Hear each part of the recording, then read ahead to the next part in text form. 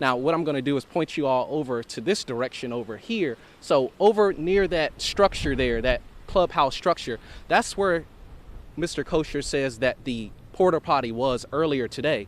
And now I'm going to show you where the porta potty ended up here. As you can see, it is completely dismantled. I'm here at the intersection of Dorchester Road and Leslie Street in North Charleston. And as you just said, North Charleston Police was able to confirm that this shooting was a deadly one. 2 people have been killed in this shooting and another one was injured. North Charleston fire officials say the fire on Beret Street broke out just before 5 o'clock. And when they arrived, there was heavy smoke coming from a shed. Today is the 8th anniversary of Mother Emanuel Church shooting, where 9 people were shot and killed by a white supremacist during Bible study. When the verdict was handed down, some people here around the Colleton County Courthouse were surprised, while others believe Alex Murdaugh was guilty all along.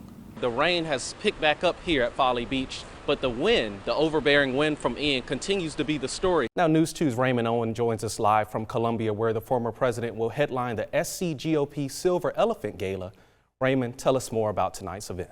These cadets out here are making me feel bad, so between now and our next live shot, I'm going to go do some push-ups or some crunches or something, and we'll check back in. Dan, quick question for you. On a scale of 1 to 10, how excited are you for high school football season to be starting?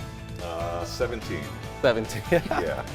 All right, that's pretty exciting. I say we'll see you all back here at 11 o'clock. News 2's Kevon DuPree has the latest from police and other Isle of Palms leaders about what happened on that beach. Kevon, what have we learned? Carolyn, like you said, 6 people were shot here on the Isle of Palms beach just hours ago. And after those shots were fired, chaos ensued. Now, police say it all stemmed from a large group of people who were reportedly participating in Senior Skip Day. Good evening. Thank you for taking the time to join us here so we can give you an update on what's happening. Isle of Palms police sharing details about a Friday afternoon beach shooting that left half a dozen people wounded. They gathered on the beach. There were a couple of altercations that took place, and during one of those altercations, there were several shots that were fired. At this point, we have about 6 individuals that we know were shot. Majority of those individuals in high school. Most of them would have been around the age of 18, not exactly 18, but somewhere around that area. We believe pretty much everybody were seniors, and then some adults that were a little bit older that were just on the beach. Several law enforcement agencies responding to the scene. FBI, SLED, several local agencies, Charleston County, North Charleston, Somerville, Mount Pleasant. I don't want to forget anybody. There's so many agencies that came out. Berkeley County came to assist. It really, Sullivan's Island came out. Police still working to learn who pulled the trigger. We have several individuals that are detained that while we're conducting this investigation, we don't know that any of them are necessarily the individual that fired, but we do have several individuals that are detained for weapons charges right now. And we're told by police that all 6 of those who were shot in this incident are facing non-life-threatening injuries. There were lots of heavy hearts on South Railroad Avenue in Ridgeville Sunday evening as hundreds gathered to commemorate the life and legacy of Lavelle Davis, Jr. Lavelle had natural leadership ability from the time he was small. People naturally gravitated towards him and were drawn toward him. The Ridgeville community remembering one of their own gone too soon. Everyone loved Lavelle. He never had a bad bone in his body. I'm sure everybody here can say anything good about him and everything like that. Definitely one of the faces of Ridgeville. Everybody knew him. Davis's peers described the former Woodland High School football standout as a caring, inspirational person with a bright future.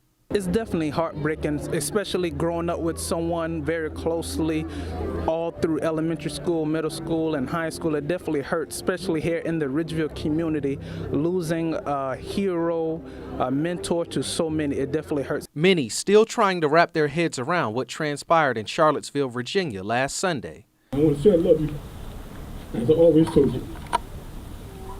Community members say they'll miss everything about Davis. His jokes, him clowning on us, him laughing, him being the tallest person in school that we see him just being loud. But his impact on the Ridgeville community will live on forever.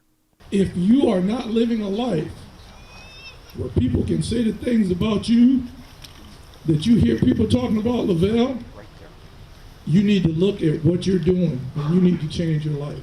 I'm Kevon DuPree. Count on 2. Flipping tires, swinging ropes, and many other grueling exercises. This is the gauntlet, a tradition where freshmen, or knobs as they're called here at the Citadel, start preparing for their sophomore year. Today is the final challenge of the fourth class system. The class of 2026 matriculated back in August, and that's when the fourth class system began. It's been a series of long and arduous days, and this is the final event. Citadel leaders say the strenuous finale is meant to bring the class closer together and be acknowledged by their peers. This event signifies to the core that they are now going to be recognized. They are now will be accepted. They have earned the respect and trust of their classmates, of their cadre, and of the alumni. Eric Wilson Jr. endured this intense hour-long workout 3 years ago. He says the gauntlet is both a tremendous physical and mental challenge. At first, you're very energetic, you have a lot of energy that you're just waiting to release. But once you get into that second station and that third station, you really start to feel the wear and tear of all these exercises hit you. And at that point, that's when it becomes a mental battle. But he says if knobs push through that mental and physical strain, they come out stronger and more prepared to impact the world. What we're doing here really impacts not just what the Citadel does, but what the world does. After the Citadel, the experiences you have here transcend your character, transcend your honor, transcend your entire being. And so when people leave here after going through the experiences here, it makes the world a better place.